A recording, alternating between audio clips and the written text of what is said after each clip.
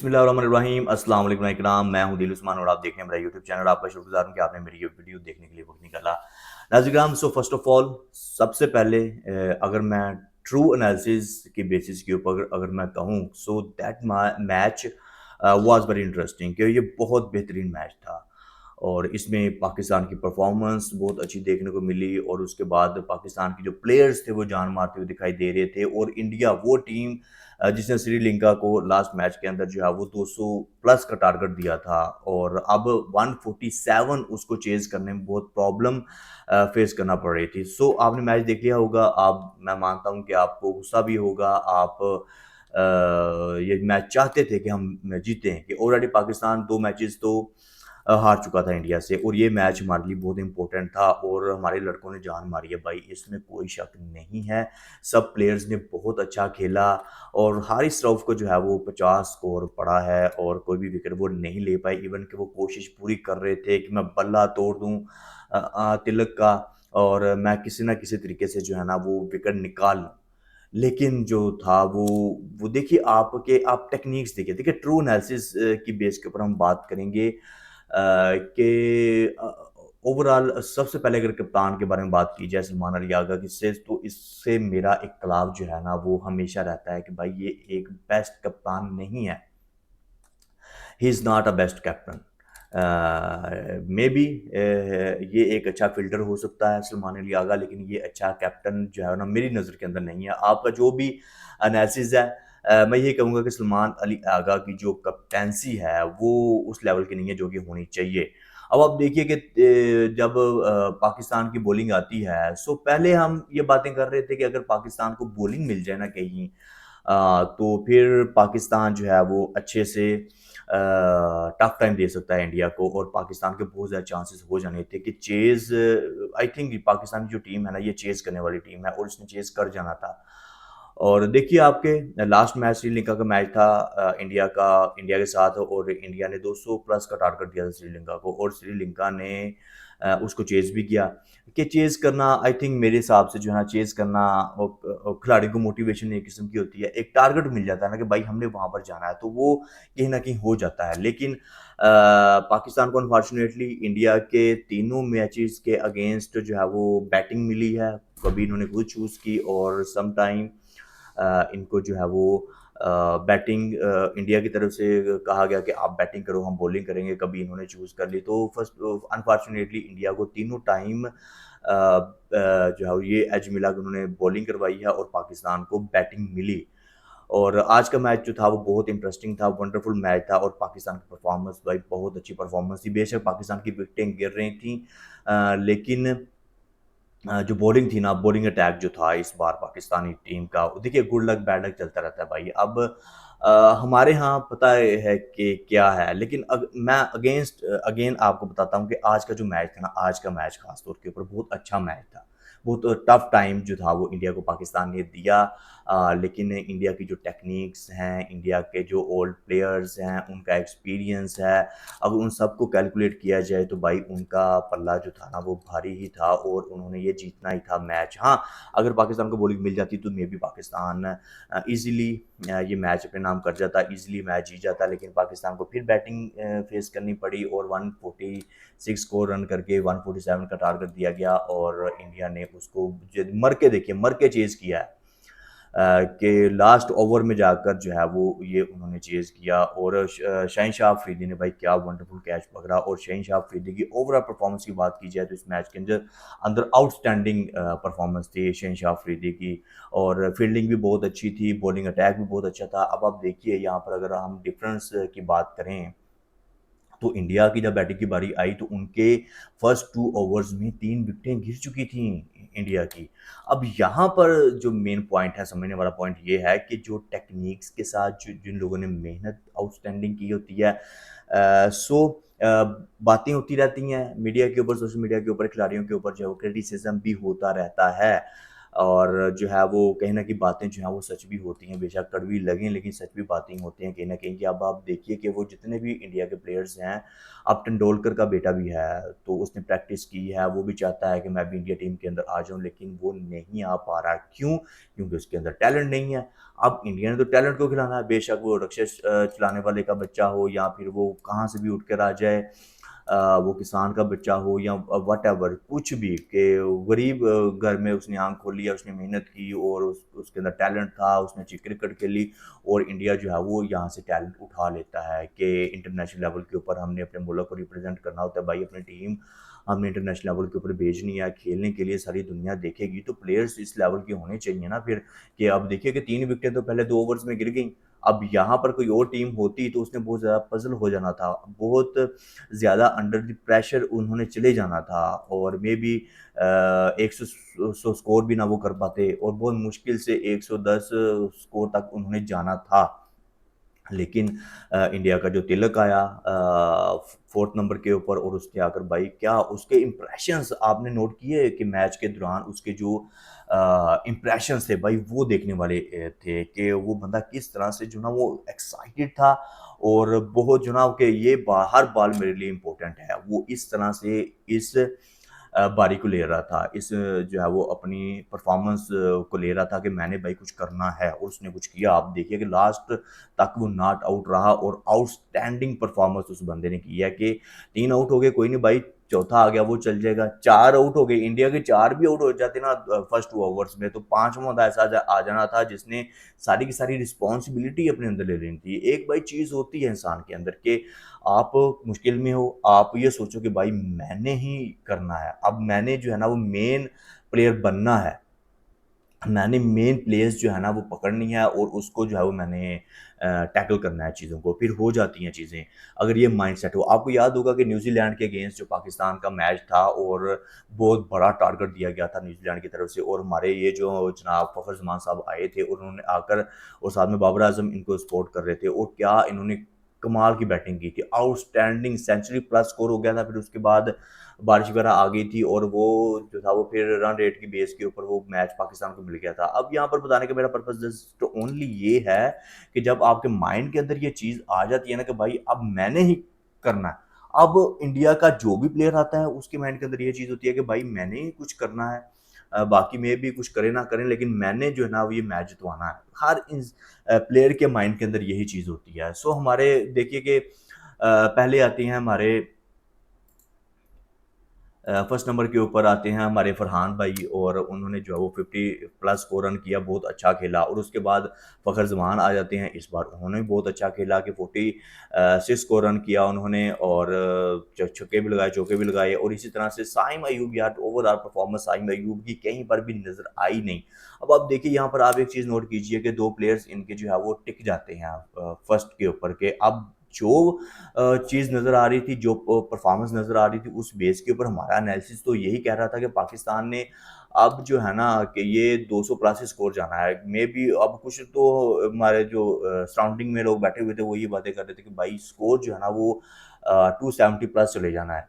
जिस तरह की परफ़ॉर्मेंस है स्टार्टिंग के ऊपर फ़खर ज़मान ने और फरहान ने जिस तरह की परफ़ॉर्मेंस दिखाई, उसके बाद भाई लाइन ही लग गई और वो किस तरह से फिर उन्होंने मज़ाक भी उड़ाया, लेकिन मैं उस तरफ नहीं जाना चाहता हूँ। साइम अय्यूब की परफॉर्मेंस ओवरऑल ज़ीरो रही है इस पूरे के पूरे टूर्नामेंट के अंदर, एशिया कप के अंदर और उसके बाद मोहम्मद हारिस विकेट कीपर बनकर आए हैं, लेकिन इनकी परफॉर्मेंस भी बिल्कुल अंडा रही है। उसके बाद सलमान अली आगा, मेरा इनके साथ हमेशा इख्तलाफ है कि भाई ये कैप्टन की इमेज ही नहीं है कि ये कैप्टन लगते ही नहीं है। ठीक है?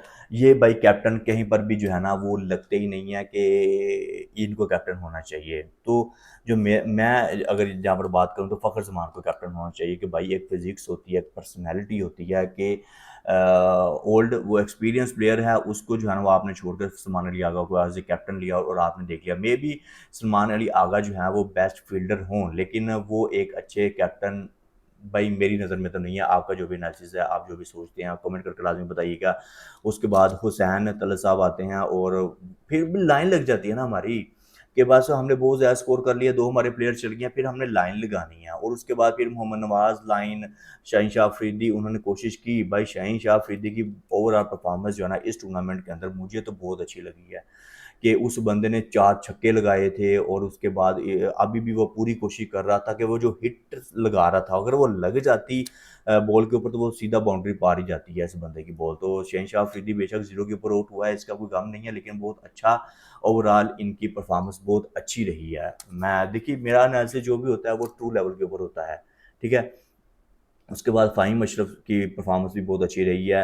अब ये तो यार बॉलर्स हैं, ये भी आउट के ज़ीरो के ऊपर आउट हो गए। हारिस रऊफ़ ने एक चौका लगा दिया 6 स्कोर रन करके, जो है वो भी आउट हो गए। उसी तरह से अबरार अहमद भी, यानी कि हमारे 10 के 10 विकेटें उड़ाई हैं इंडिया ने, और 146 जिस हमने टारगेट दिया, और हमारी आखिरी ओवर अभी बाकी थी और हम जो थे फिर बॉलिंग की तरफ चले गए। और उसके बाद अगर हम विकेट्स की बात करें तो जसप्रीत बुमराह ने 2 विकेटें ले लीं, वरुण चक्रवर्ती ने 2 विकेटें ले लीं, इस तरह से अक्षर पटेल ने 2 विकेटें ले लीं, कुलदीप यादव ने 4 विकेटें हमारी ले लीं, उनकी तो मौज लगी। लेकिन फिर हमने भी कम नहीं की, हमारी टीम ने भी भाई कम नहीं किया। फिर उसके बाद फिर जो था वो जो अभिषेक शर्मा, जिसने जो है वो प्रीवियस मैच के अंदर पाकिस्तान को क्या उसने बैटिंग की थी, अब वो 5 रन के ऊपर आउट हो गया। फिर उसके बाद दूसरी विकेट आती है शुभमन गिल की, वो 12 स्कोर के ऊपर जो है वो आउट हो जाता है। फिर सूर्या कुमार यादव जो है वो 1 स्कोर रन कर पाता है, 5 बॉल वो फेस करता है, 20 की स्ट्राइक रेट के साथ यार वो बंदा आउट हो जाता है। स्काई जो उनका कैप्टन है वो 0 के ऊपर आउट हो रहा है। अब देखिए कि हौसले, आप देखिए जिनके हौसले बुलंद होते हैं वो भाई वो कहीं न कहीं मंज़िल के ऊपर पहुँचते हैं। अब उ उसके बाद फिर एंट्री होती है तिलक वर्मा की, और वो 69 स्कोर मारते हैं, और 4 छक्के भी लगा दिए उन्होंने, 3 चौके भी लगा दिए, और जो है वो नॉट आउट रहे, और वो एट द एंड वो खेलते रहे भाई। ये होती है मोटिवेशन, ये होता है अपने मुल्क के लिए कुछ करना, कुछ कर गुज़रने का जज़्बा। ये चीज़ होती है कि जो प्लेयर्स के अंदर होनी चाहिए, कि 3 विकेटें जो है वो गिर चुकी हैं, लेकिन फिर भी हौसले बुलंद हैं कि भाई मैंने कुछ करना है। हर प्लेयर्स के अंदर जब ये चीज़ आ जाए कि भाई मैंने जो है ना वो ये कुछ करना है, मैंने ये मैच जितवाना है, तो फिर कहीं न कहीं जो है ना वो कश्ती पार लगी जाती है। अब देखिए कि कितना आउटस्टैंडिंग बैटिंग की है इस तिलक वर्मा ने, कि बंदा टिक गया आके। देखिए 3 प्लेयर्स जो हैं वो आए हैं और शुडली की तरह वो गिर गए हैं। उनकी विकेट जो है वो गिर गई हैं आते ही, कि अंधेरी में जैसे शापर आते हैं ना, वैसे उनकी विकेटें गिर गई, कली-बली हो गए सब। लेकिन फिर उसके बाद तिलक वर्मा की एंट्री होती है और वो क्या भाई परफ़ॉर्म करते हैं। फिर उसके बाद संजू सैमसन कार्टून की जो है वो एंट्री होती है और वो 24 स्कोर रन करते हैं। फिर उसके बाद शिवाम ड्यूब आते हैं 33 स्कोर, फिर उसके बाद रिंकू सिंह जो है वो 4 स्कोर के। उसके बाद जो भी प्लेयर आया है उसने पूरी ज़िम्मेदारी के साथ, पूरी रिस्पॉन्सिबिलिटी के साथ खेला है कि भाई हमने ये बहुत बड़ा आज का मैच है, कि आज फाइनल है, कि हमने जीतना है। बेशक फर्स्ट 3 विकेट्स हमारी गिर चुकी हैं, लेकिन बाद में उनके जो प्लेयर्स आए हैं भाई, एक टेक्नीक है ना, एक माइंड के अंदर एक चीज़ है, और वही वो लोग चेज़ करते हैं। फर्स्ट ऑफ ऑल टैलेंट, उसके बाद हार्ड वर्क, मेहनत, और निचले लेवल से उठाना प्लेयर्स को और फिर टीम के अंदर लेकर आना, फिर उसके ऊपर मेहनत करना। फिर उसके बाद इस तरह के तिलक वर्मा और सारी ओवरऑल टीम इंडिया की बहुत बेस्ट टीम थी, और इन्होंने बहुत अच्छा खेला है। और यहाँ पर देखिए गुड लक बैड लक चलता रहता है, जैसे कि मैंने आपको बताया कि 3 विकेट तो वो पहले गिर गई थी इंडिया की, और उसके बाद ये तिलक वर्मा साहब आते हैं और देखिए आके वो टिक जाता है बंदा। फिर उसके बाद जो प्लेयर्स आता है उसको सपोर्ट करता है और आउट हो जाता है। फिर आता है दूसरा प्लेयर, वो 25 30 33 स्कोर करता है, फिर उसके बाद वो आउट हो जाता है।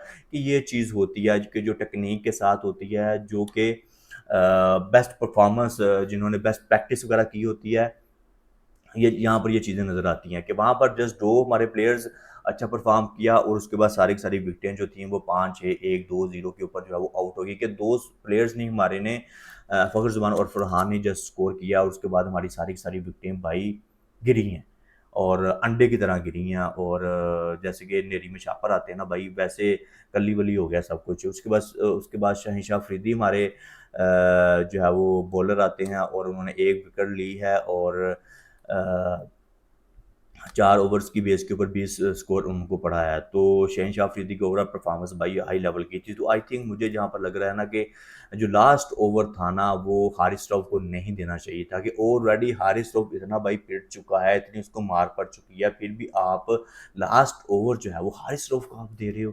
ये हारिस रऊफ को तो वो मार रहे हैं, हारिस रऊफ को तो वो खेल रहे हैं, उसको तो वो उठा कर बाउंड्री पार फेंक रहे हैं, फिर भी आप जो है वो लास्ट ओवर हारिस रऊफ को दे रहे हो। आप देखो भाई, आप स्टैट्स तो देखो, आप कम से कम के स्टैट्स आपके क्या कहते हैं, कि शाहीन शाह अफरीदी जो है उसको जस्ट 20 स्कोर पड़ा है, और 4 ओवर्स उसने करवाई हैं और Haris Rauf just only 3.4 overs की बेस के ऊपर 50 स्कोर वो खा रहा है और आप फिर जो है वो लास्ट ओवर उसको दे रहे हो, तो यहाँ पर कहीं ना कहीं गैप हो गया कि कैप्टन की मिसमैनेजमेंट यहाँ पर हो गई। उसके बाद फ़हीम अशरफ ने भाई क्या कमाल कर दिया, 3 विकेटें ले ली बंदे ने भाई, पाकिस्तान की तरफ से यही हमारा मैन ऑफ द मैच है और स्कोर भी बहुत कम इसको पड़ा है कि 29 स्कोर जस्ट इसने खाया और 4 ओवर्स की बेस के ऊपर। उसके बाद मोहम्मद नवाज़ आ जाते हैं। मोहम्मद नवाज़ को जस्ट एक ही ओवर मिली है जिसमें जो है वो जनाब ने 6 स्कोर खाया। उसके बाद अबरार अहमद की अगर बात करें तो एक विकेट उनको भी मिली है और 4 ओवर्स की बेस के ऊपर 29 ओवर। साहिम अयूब या साहिम अयूब ने 3 ओवर्स करवाई हैं, 16 स्कोर उसने खाया लेकिन विकेट वो नहीं ले पाए हैं।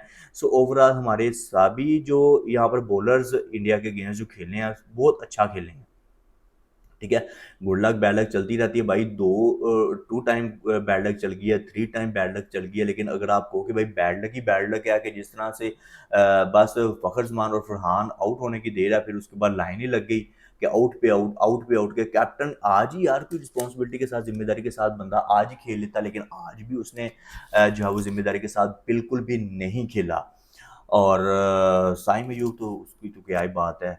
और हारिस रऊफ यहाँ पर गड़बड़ कर गए हैं कि हारिस रऊफ जो है ना बेशक ये अग्रेसिव बॉलर हैं, बहुत बेहतरीन बॉलर हैं पाकिस्तान के, लेकिन जब आपको पता है कि बैट्समैन का जो बल्ला है वो टिक गया है, ठीक है, हारिस रऊफ की बॉल के ऊपर कि वो हारिस रऊफ को भाई उठा उठा कर बाहर फेंक रहे हैं, तो फिर आप हारिस रऊफ को स्किप कर दो लास्ट ओवर में और शहीन शाह अफरीदी को लास्ट ओवर दे दो, तो फिर आप में भी चांसेस थे पाकिस्तान के जीतने के, भाई बहुत ज़्यादा चांसेस थे, पाकिस्तान लड़के हारा है।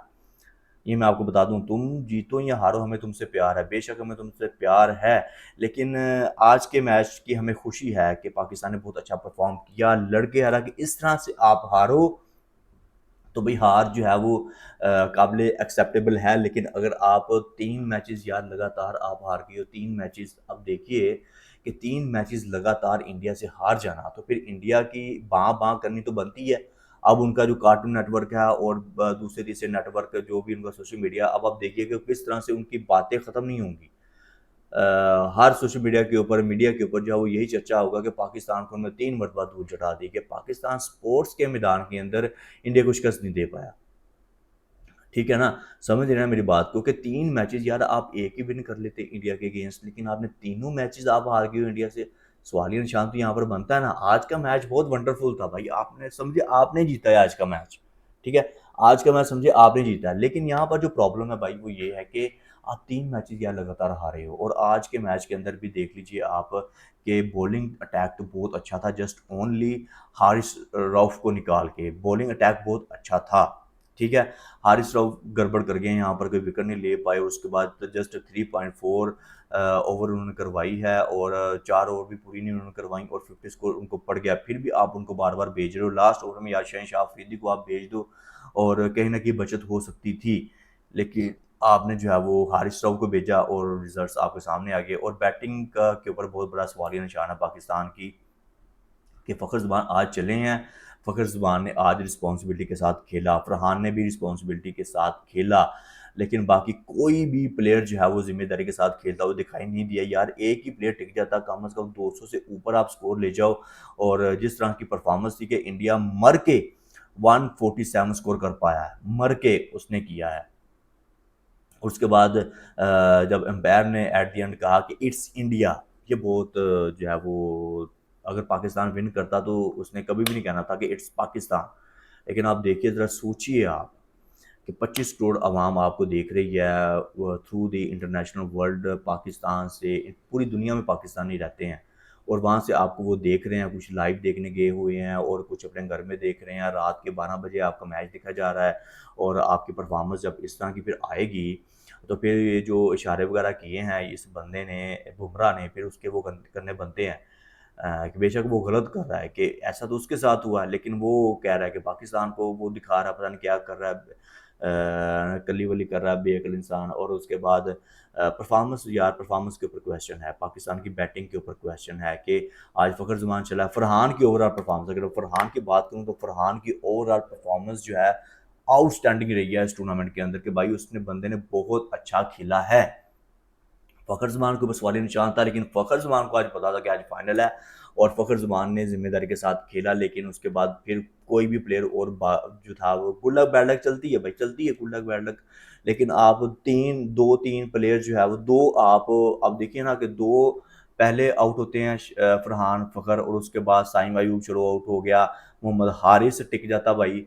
इसने तो कसम खाई हुई है कि मैंने तो वनडे के ऊपर आउट होना है और उसके बाद सलमान अली आ गई, आज ज़िम्मेदारी के साथ खेल लेता, रिस्पॉन्सिबिलिटी के साथ खेल लेता, यही बंदा टिक जाता। लेकिन इसने भी कसम खाई हुई है कि मैंने भी जो है वो बस 6-7 ही स्कोर करना है। भाई मैं कैप्टन हूँ, भाई किस तरह के आप कैप्टन हो? इस तरह से इशारे वगैरह कर रहे हो, आप पता नहीं क्या कर रहे हो कल्ली-वल्ली।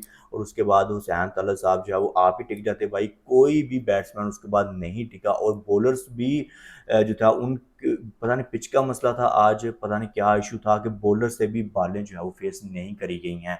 सो ये था आज का ट्रू एनालिसिस कि गड़बड़ हुई है हारिस राव की तरफ से, उसके बाद पाकिस्तान की बैटिंग के ऊपर सवालिया निशान था। बाकी ओवरऑल मज़ा आ गया भाई, आज का मैच बहुत अच्छा मैच था और इंडिया जो है वो मर के हारा है और पाकिस्तान लड़के एक किस्म का पाकिस्तान जीता है ये मैच। पाकिस्तान उनको बताया कि भाई बाकी बातें की बातें हैं, चलो आओ आपके साथ जो है वो साफ करते हैं। तो एक्चुअल में पाकिस्तान ये मैच जीता है कि इंडिया जो है वो लड़के पाकिस्तान के साथ जो है बड़ी मुश्किल से इसने जो है वो चेज़ किया और बड़ी मुश्किल से इंडिया पाकिस्तान से जीता और पाकिस्तान लड़के भाई ये एक्चुअल में मैच पाकिस्तान जीता है। आप इसके बारे में क्या रखते हैं कमेंट करके बताइएगा कि पाकिस्तान एक्चुअली मैच जीता है या फिर इंडिया जीता है। सो वैसे तो फाइनल इंडिया के नाम जाता है, लेकिन वैसे मैं ओवरऑल बात कर रहा हूँ कि आज के मैच पाकिस्तान का मैच था। बहुत शुक्रिया इस वीडियो को देखने का। मैं हूँ आप सबका अदील उस्मान।